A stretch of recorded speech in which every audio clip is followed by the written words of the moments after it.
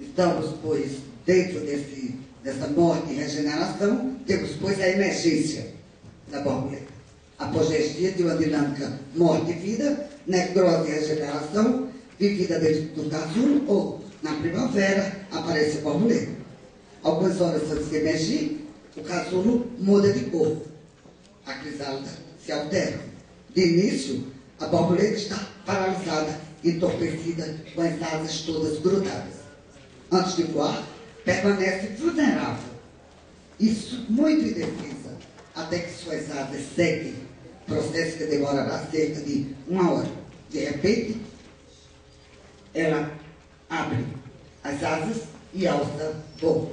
Terá essa borboleta da complexidade um perfil identitário? A complexidade é um método. Tudo isso se trata. Uma teoria, as duas coisas, uma propriedade do sujeito observador, uma propriedade de certos fenômenos mais ou menos complexos. Tudo isso se trata. Morin falou um pouco disso, Almota retomou ontem numa outra avanço, e eu aqui elenquei 11 noções, ideias, categorias, proposições que não vou poder falar, vou apenas fazer um listado. A ideia de que esses 11 pontos eu elenco e trabalho em cima do livro de autoria coletiva comum, partilhada entre o Raul, Morin e Suzana. As ideias, algumas das ideias do Ilia Prigogine, do Henri Atlan, do Boris Cyrulnik e de outros autores do Lemoine, que me são mais próximos, com os quais eu tenho mais afeto e atitude. Então, para dizer que o complexo é diferente de complicação, para dizer que o complexo comporta necessariamente incerteza, que é marcado pela imprevisibilidade, que é da ordem do não determinístico, não linear e instável, que se constrói e se mantém pela auto-organização, que é marcado pelo inacabamento, que é simultaneamente dependente e autônomo, e é tanto mais autônomo quanto mais dependente é. Aqui me faço valer das ideias instigantes e provocativas do Henri Atlan, discutindo a questão da dependência, coisa que nos é muito incômoda, muito incômoda e muito complicada, né? Nós que sempre temos como meta uma sociedade da liberdade. A ideia de que o complexo supõe e expressa emergência, e aqui eu trato um pouco da ideia de que o sujeito deveria ser entendido como que eu inventei de chamar de emergência discreta, porque ele é tanto mais imprevisível e tanto mais alto, fora dos controles nossos, interiores ou exteriores, do que imaginamos. Depois, a ideia de que o complexo está lá sempre longe do equilíbrio, e que é longe do equilíbrio que nós devemos apostar. Depois, a ideia de que o complexo trabalha sempre em relação a como se põe diante da liberdade. Vou, no final, dizer que é impossível dizer o que é complexidade, e aqui, para isso, eu me falo das palavras do Lemoine, para dizer que a complexidade é sempre, não tem uma realidade ontológica, isso pelo Morin, que é uma propriedade intrínseca, etc., mas que será complexo, que certamente não é totalmente previsível e nunca localmente antecipado. Para terminar, né, a gente fala um pouco sobre o que é o voo da borboleta. É um voo marcado pela incerteza, dada a emergência da complexidade no meio dessas dispersões dos engenhos científicos de uma forma simultânea que caracteriza o tempo da nossa ciência hoje. É possível dizer que, numa escala telescópica, portanto absolutamente ainda difusa, poderíamos visualizar duas constelações de investimentos atinentes às ciências da complexidade. Uma mais pragmática e outra mais paradigmática. A mais pragmática diz respeito à pesquisa de construções intelectuais que tem como horizonte a ideia de uma aplicabilidade do conceito, modelização da noção de complexidade, etc.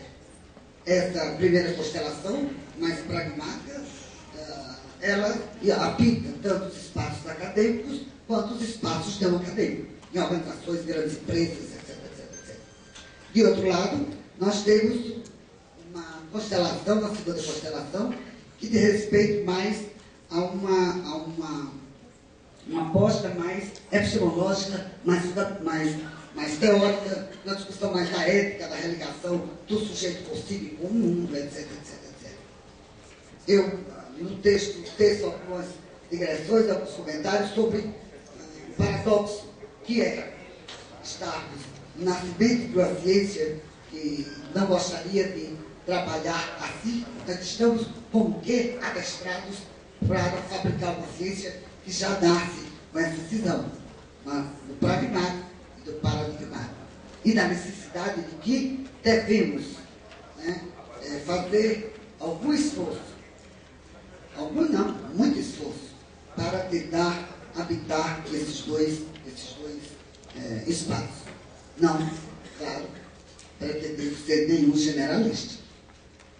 Os personagens que habitam o interior desses casulos mais paradigmáticos, mesmo que se reconheçam hoje, ainda pela sua identidade de origem, geógrafos, epistemólogos, filósofos, matemáticos, sociólogos, biólogos, físicos, antropólogos, estão a construir, penso eu, um protótipo de um cientista híbrido, tomando a expressão, claro, do Bruno Latour. Híbrido porque ele quer configurar um padrão de distintos pertencimentos e travessias disciplinares. Uma metamorfose do intelectual está, portanto, a se processar. Ele é o mesmo e outro, como no caso das borboletas. Gostaria, então, para terminar, de te perguntar para onde está tendendo esse voo dessa borboleta.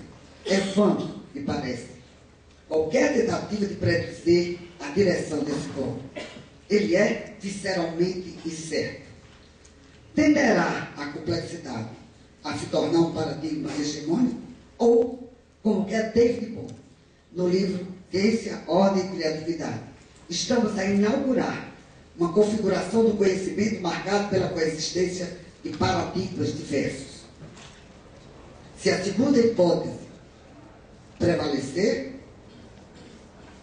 ainda assim se manterá o desafio de se investir numa ecologia das ideias, princípio vital hoje para a ciência. Seja como for, devemos nutrir ainda e sempre dos ares impregnados de feromonas de uma ciência aberta que quer dialogar com o mundo e se acasalar com a natureza da qual se separou. É preciso dizer que esse movimento é ainda dentro da ciência. Demissionários, cuspir do próprio prato, penso eu, não faz sentido. Talvez seja melhor conversar como Bruno Latour. Termino agora nessa citação. Continuamos acreditando nas ciências, mas, ao invés de encará-las na sua objetividade, sua frieza, sua extraterritorialidade, qualidades que só tiveram um dia devido ao tratamento arbitrário da epistemologia, iremos olhá-las através daquilo que elas têm, sempre tiveram, e mais interessante, sua audácia, sua experimentação, sua incerteza, seu calor, sua estranha mistura de híbridos, sua capacidade louca de recompor os laços sociais. Retiramos delas apenas o mistério do seu nascimento e o perigo da sua clandestinidade. que representa para a democracia.